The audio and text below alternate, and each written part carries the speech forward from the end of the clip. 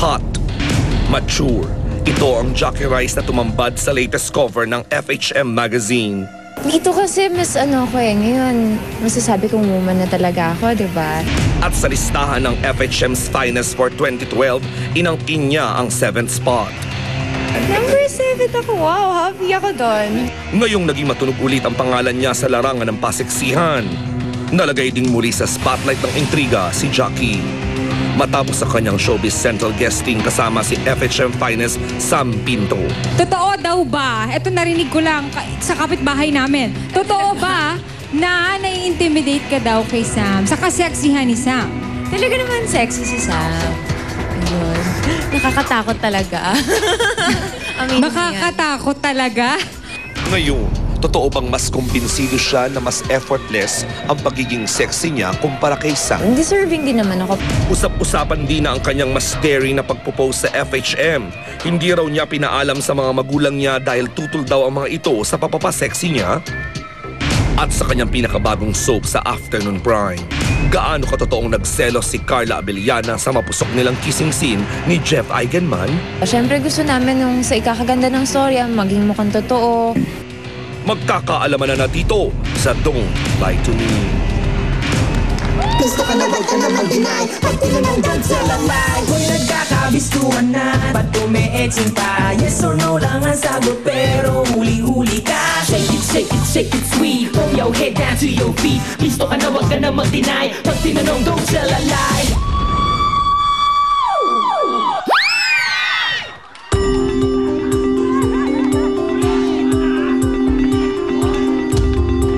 Oy, promise, ang taas no, nakita ko.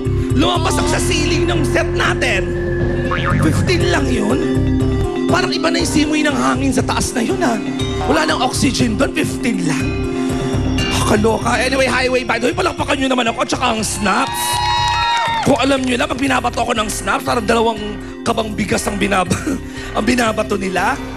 Well, this is it mga kapuso. Pwesto na ito na pinakakabangang Don't Lie to Me kung saan sasalang ang FHM 7th, ayan, sexiest woman for 2012, Miss Jackie Rice. Good afternoon, Jackie. Good afternoon din. Grabe, Good afternoon sa nako. lahat. Nako, Jackie, swerte yung 7. GMA 7. Ako, lucky number ka ng 77 kasi ako pinanganak. Oo, swerte nga. Nako, feeling ko may hatid na, ano yan, hatid na magandang mga balita ang number 7 mo. Congratulations. Salamat, salamat. O, syempre pa ha, nandiyan na si Chief Inspector Corpus na mind you ang buhok, o, para bagang mahangin lang sa labas. Paritouch mo na yung kulot mo next week.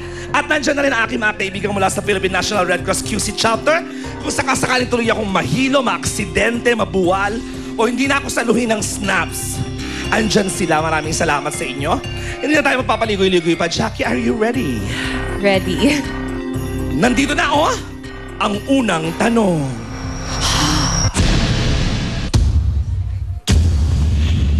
Salo, Derek, ha? Nako, sabi ng pabo, napanganga si Miss Cherry Dumlao Nulo ng Truth Verifier Systems Inc.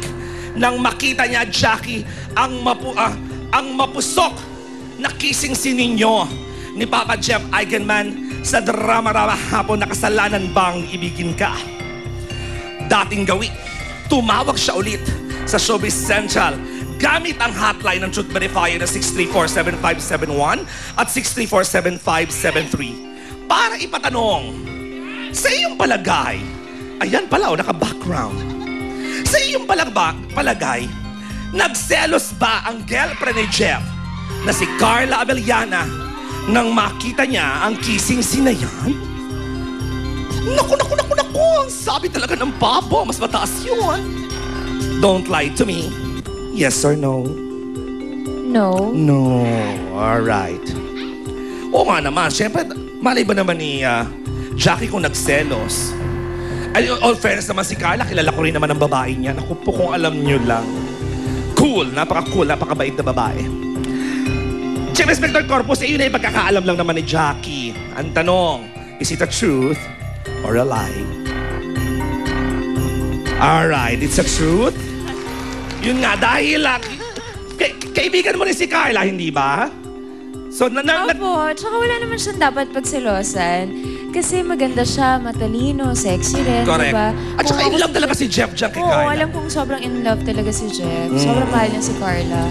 At saka ikaw, di ba, happy rin naman ang love life? Mas walang Happy issue rin. dapat kung sino. Wala. Kung baka leading man, trabaho. Trabaho lang. Ako yan ang sinasabi ko sa mga fans, dapat masanay na po tayo na hindi po kasamahan sa soap, dapat maging boyfriend na. Huwag po, ang titignan po ninyo yung rapport, di ba? Yung chemistry, yung acting. Opo. Di ba? Shasha Padilla na jowa ni Man Dolphy na kailangan magpagaling dito, Dolphy, ha? Eto na, ang pangalawang tanong. Ay! Ayun. Nako, Jackie. Ito ay tanong naman galing sa mga lalaking staff staff ng Savers Appliance Depot. Talagang sila talaga nagtanong. Pati na rin mga lalaking staff ng BR2 Enterprises na napunahan pa sa mga magazine stands para lamang mabili ang FHM issue mo. Tama ko, July issue ka ngayon, ano? Out na. Alright. Totoo ba? Kasi nagulat sila na napaka-sexy mo nga. Kasi pangalawa mo na to at mas daring ng bongga kaysa doon sa nauna na matagal na. Kaya naman nagtatanong sila, totoo ba ang bali-balita na halos magkasakit ka na daw kakadiet para sa FHM cover na yon? Naku, Jackie, totoo ba na si Jackie Rice ay nagno-no rice? Don't lie to me. Yes or no? No. No, hindi naman siya nagkasakit. Parang regulated naman yung diet at saka yung healthy diet siguro ang ginawa. Mamaya, dyan lang kayo, lang mga girls, tatanungin natin si Jackie kung ano ba ang secret ng kanyang diet na ganyan na para sumexy na ganyan na pang number 7 sa FHM. Hindi naman daw siya nagkakasakit, Chief Inspector Corpus. Is it the truth or a lie? In fairness. So, ano nangyari? Bakit? Kasi maraming na parang Hindi ko sumobrang talaga- payat ka naman na Oo. daw. Nakakala pang isipin, anorexic ka na, hindi naman ganon. Hindi ko talaga, ba't ako pumayat ng ganito? Hindi ko talaga alam. Yung iba, parang wow, ang payat mo. Gusto nila, di ba? Gusto nila ma-achieve. Pero ako, hindi ko naman gustong pumayat ng ganito. Ewan ko siguro sa trabaho, sa puyat. Kumakain naman ako, nagkakanin ako. So, nagra-rise si Jackie Rice, Oo, ha? Alright. nag-exercise din ako syempre. And after 6, hindi na ako nag-rise. Ayun! Pero umaga, breakfast, lunch. Totoo yan, ha? Importante yan, ha? Parang Kailangan after may 6, huwag ka na mag-rise. O, kung ka, Kasi matagal ma-burn yung Correct. Kung magutom ka man, ay konting-konti na lang. O tubig na, o biskwit nga.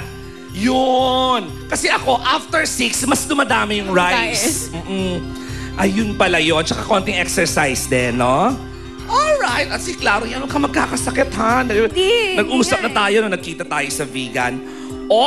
Anyway, highway, by the way, eto na, Jackie, ang pangatlong